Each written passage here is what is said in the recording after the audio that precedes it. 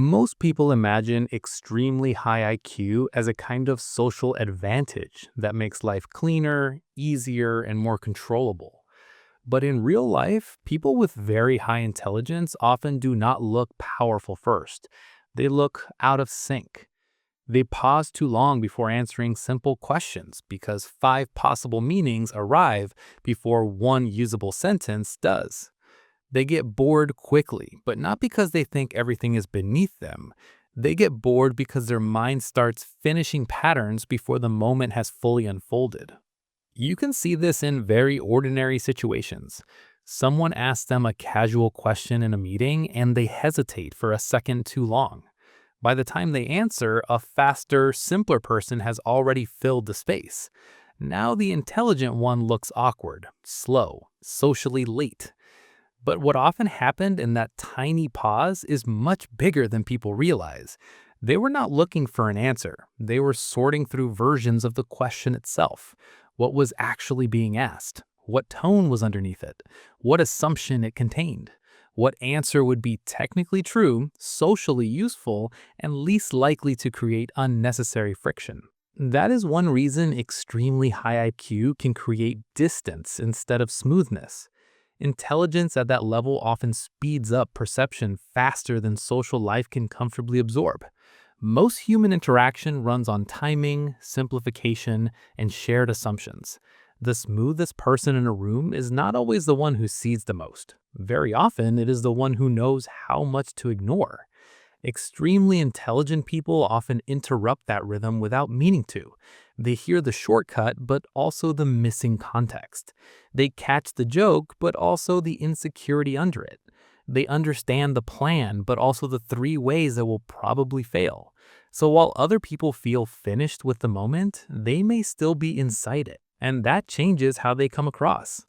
In ordinary conversation, this can make them seem detached, impatient, or oddly absent. Imagine a dinner table where everyone is casually talking, half serious, half performing, and one person is listening a little too carefully. They notice which opinion is fake certainty.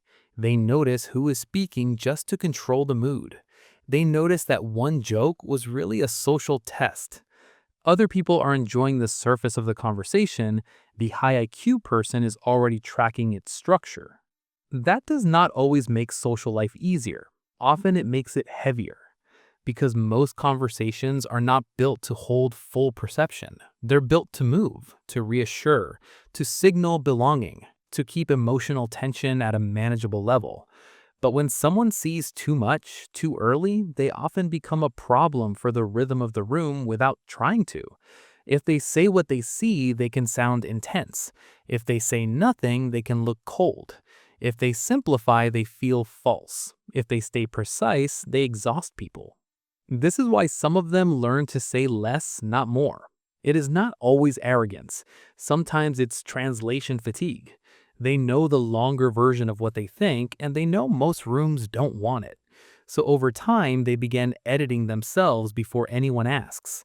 They shorten the answer. They remove the background. They skip the nuance.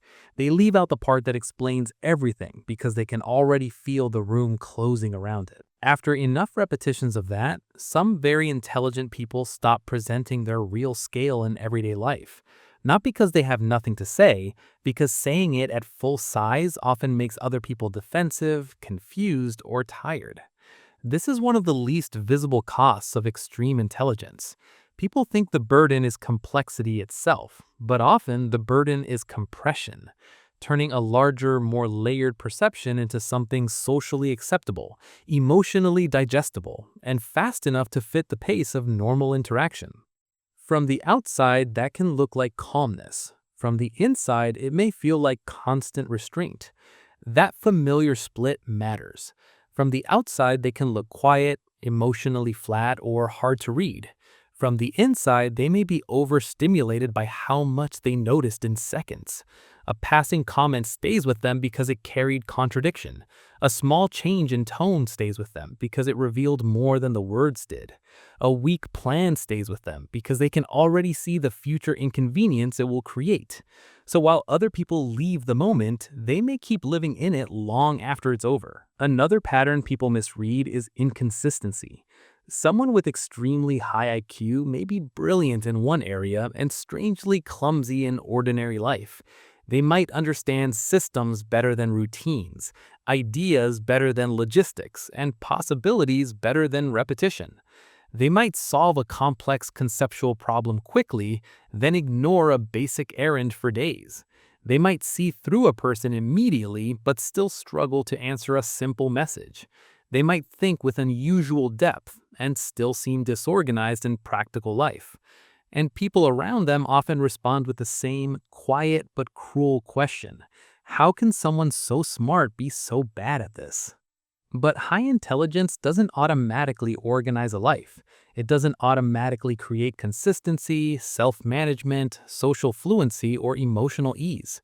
In many people, it magnifies complexity before it produces clarity. It shows more possibilities than the moment needs. It creates more mental movement than ordinary life can neatly use. It can also make belonging harder. When you see patterns fast, you also see how much social life depends on performance, politeness, and selective blindness. You notice when people say one thing and signal another. You notice when a group wants harmony more than truth. You notice how often affection depends on being easy to read, easy to predict, easy to metabolize. And that's where some very intelligent people begin to withdraw in a very specific way. Not dramatic withdrawal, not theatrical alienation, just a gradual decision to stop trying to be fully known. They become more careful with language, more private with enthusiasm, more selective about where they show genuine excitement, because unfiltered excitement often comes attached to too much detail, too much speed, too much associative thinking. They become protective of their inner pace. The loneliest part isn't being smarter than other people. The loneliest part is realizing that fast perception doesn't guarantee deep connection. In fact, it can interfere with it. You can understand people very quickly and still feel rarely understood by them. You can see the emotional logic of a room and still feel unmatched inside it. You can predict where a conversation is going and still not know how to enter it naturally. So some people with extremely high IQ move through life looking self-contained, but feeling chronically out of synchronization with others. They're not always looking for admiration. Very often, they're looking for frictionless recognition. One person, one room, one conversation where they don't have to compress everything down first. One space where they can speak at full scale without having to spend half their energy translating themselves first. That's why extremely high IQ doesn't always feel like a gift when lived from the inside. It can feel like living at a speed that keeps missing emotional synchronization. From the outside, it looks like distance. From the inside, it can feel like too much signal and nowhere clean to place it. What looks like coldness is sometimes compression. What looks like boredom is sometimes pattern completion. What looks like silence is sometimes a mind trying to translate too much at once. And what looks like distance is sometimes just a person arriving at the hidden meaning of a moment long before everyone else is ready to admit that it's there.